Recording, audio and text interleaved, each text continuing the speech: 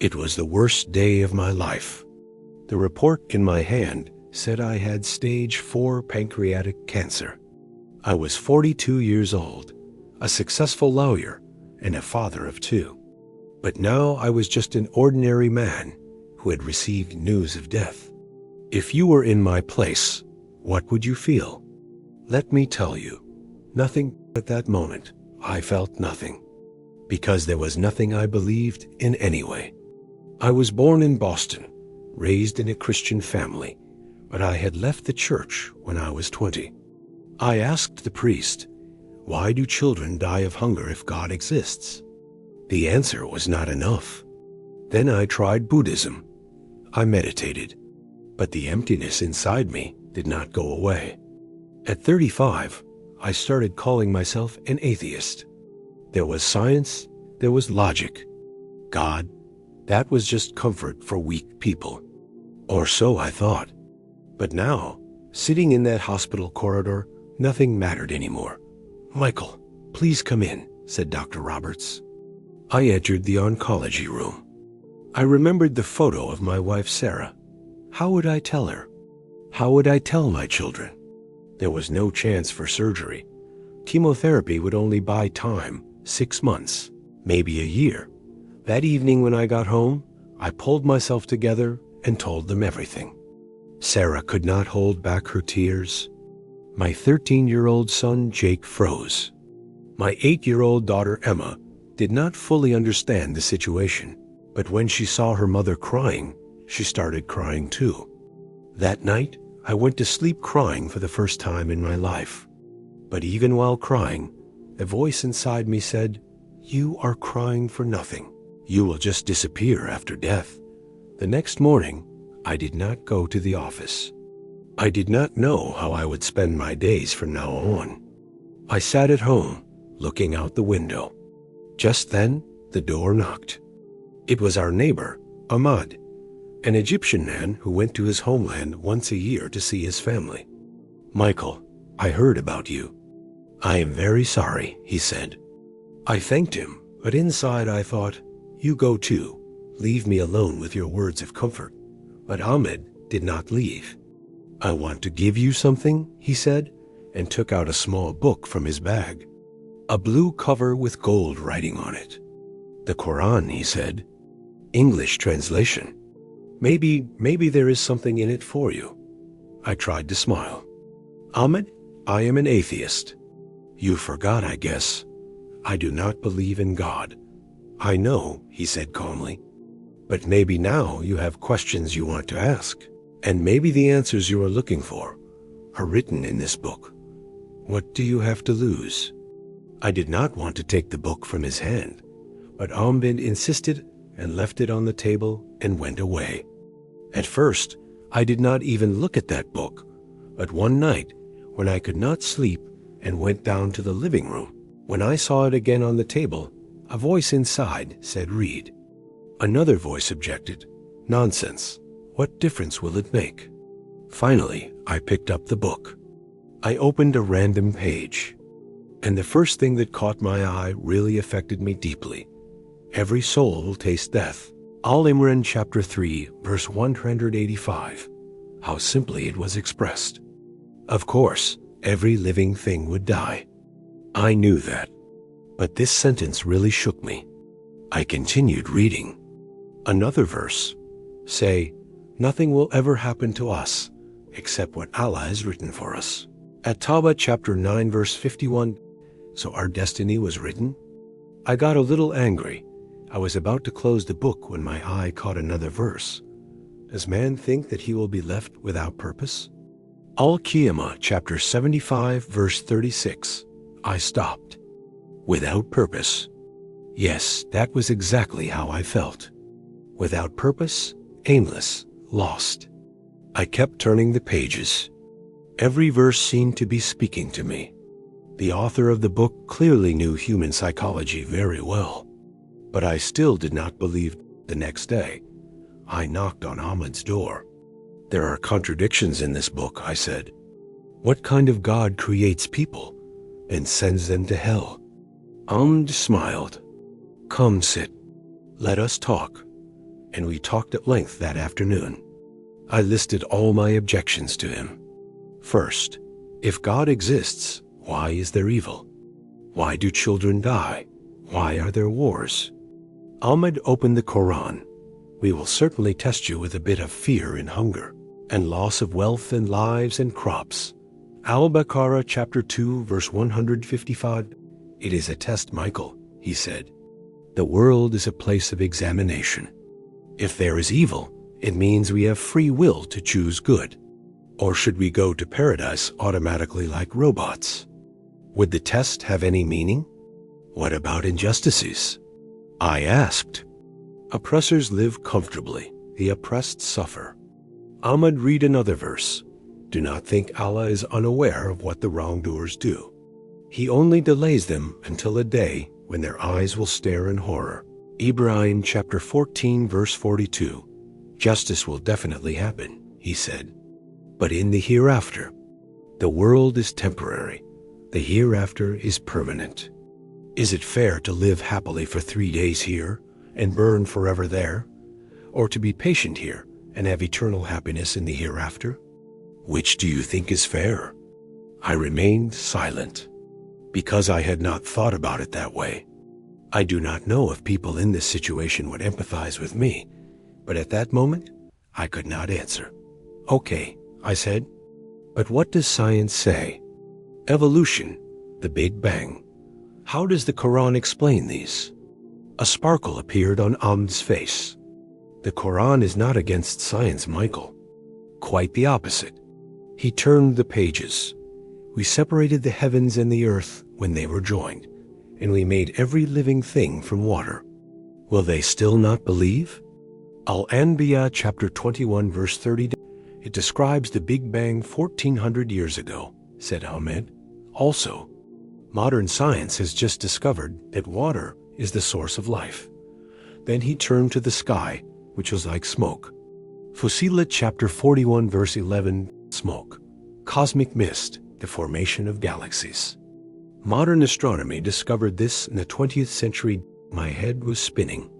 Was this a coincidence? Or was there really something here?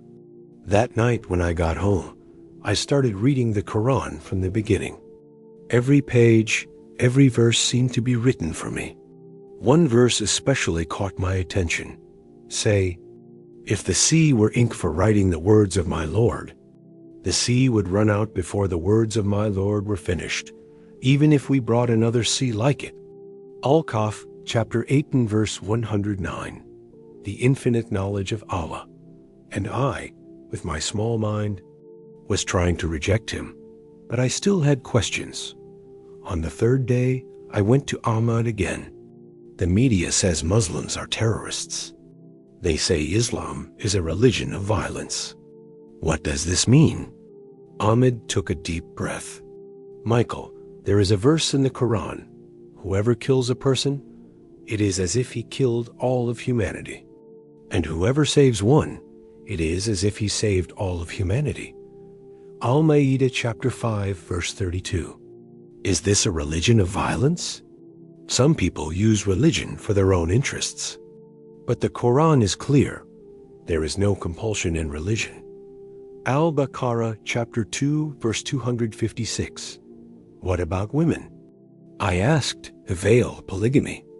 Are these not oppression?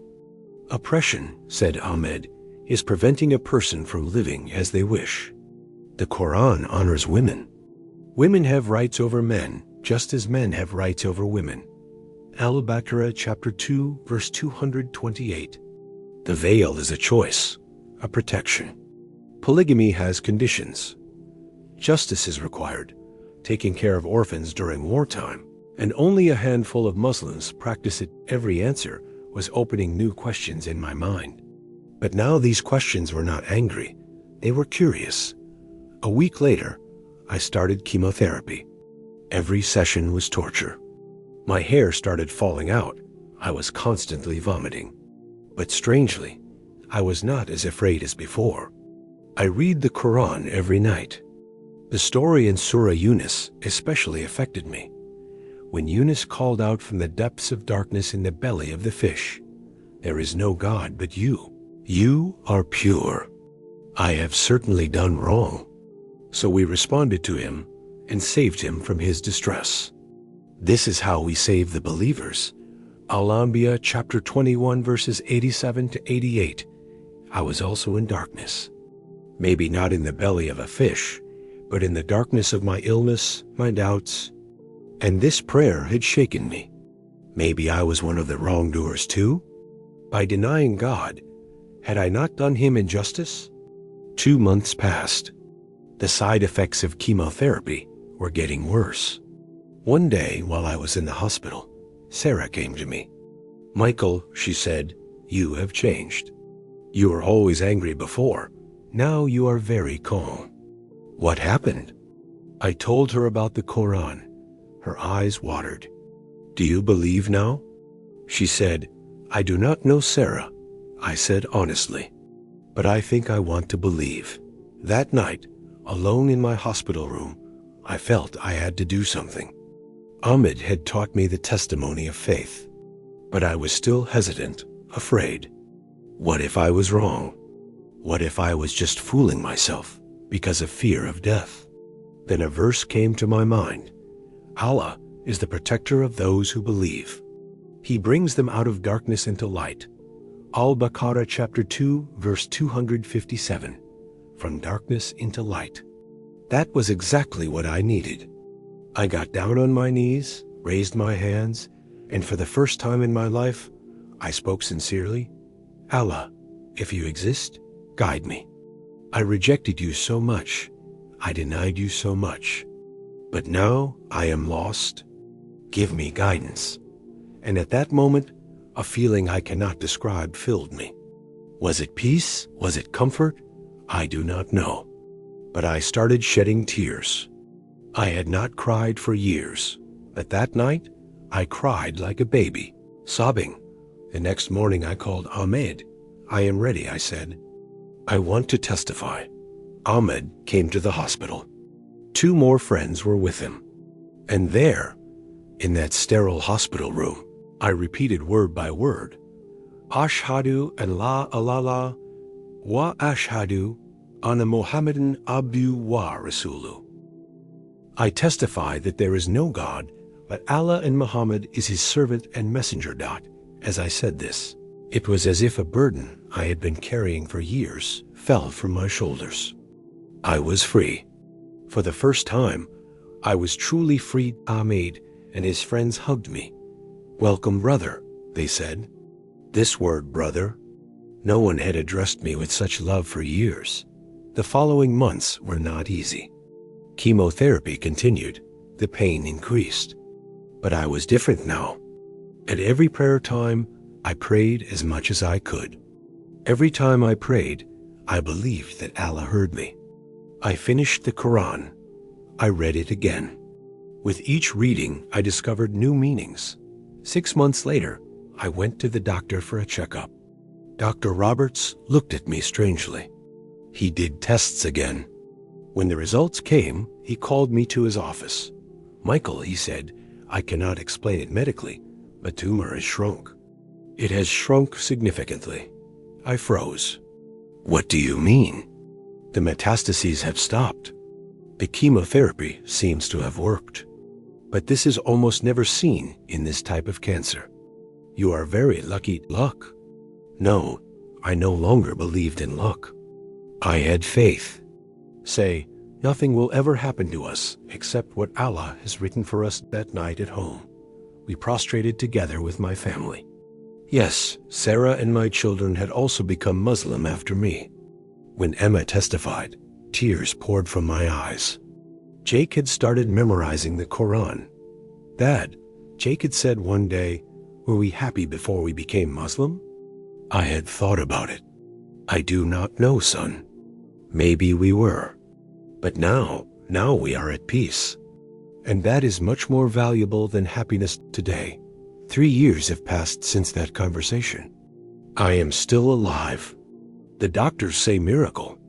I give thanks. I wake up every morning for the dawn prayer. I read the Quran every evening. I retired from law. Now I teach Islam to young Muslims. especially to those who are in doubt like I was, because I understood that real death is not dying physically. Real death is dying in the heart, and I had died in my heart on the day I received the diagnosis in that hospital corridor. But the Quran brought me back to life.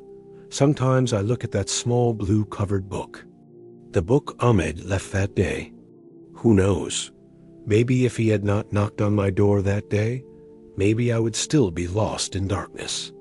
But Allah willed it and gave me guidance. Now, if you are also on the same path with me, if there is even the slightest doubt, the smallest question inside you, do not ignore it. Ask, research. When you read the Quran, put your prejudices aside. Maybe, like me, you will find yourself in those pages.